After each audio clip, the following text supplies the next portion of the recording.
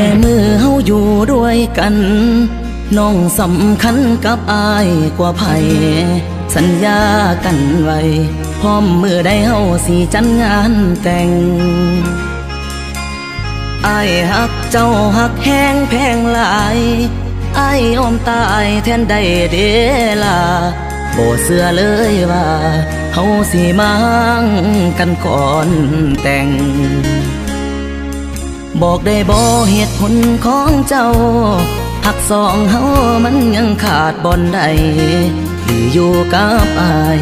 น้องนั้นย่านอายพาไปกินเกลืออยู่กันมาเกือบปีอายบอกเคยขัดใจเจ้ามันคิดวันเสาร์เจ้าอยากไปใส่อายตามใจทุกเทื่ออายบ่ดีบ่อนใดคือจังทำให้กันคักแท้โนหรือเจ้าลิ้นบ่พอยังอยากเป็นโสดบ่พร้อมมีคู่กายเจ้าอยู่กับอายใจอยู่กับไผอายยังบ่ฮู้บอกมาเบิ่งดูสิสานต่อหรือว่าพอสำนีอายสิโทรหาพ่อกับแม่มาซอยแก่กับสิ่งที่เป็นอยู่หากว่าเฮาบ่แม่นเนื้อคู่อายบ่ฝืนใจเจ้าต่อความหักมันบังคับบ่ได้แม่นฝืนไปเฮาสิมีสุขบ่หากว่าเจ้ายังลิ้นบ่พอก็เสิร์นลิ้นต่อศาลา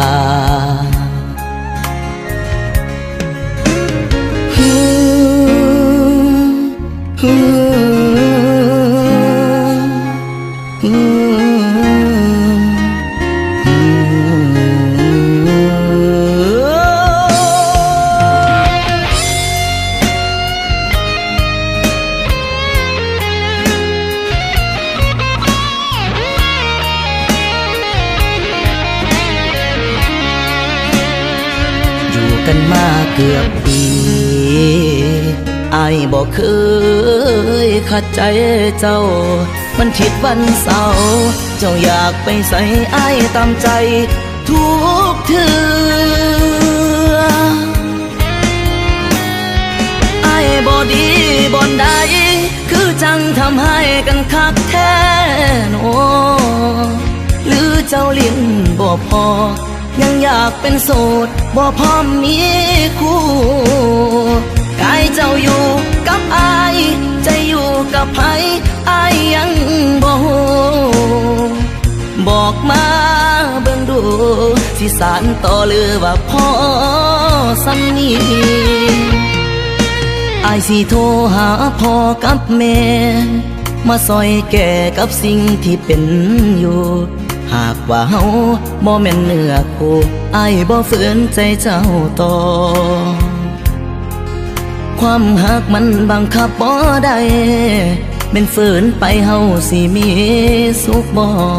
หากว่าเจ้ายังลิ้นบ่พอก็เสิร์นลิ้นต่อศาลาพร้อมยกเลิกสัญญาพร้อมยกเลิกงานแต่ง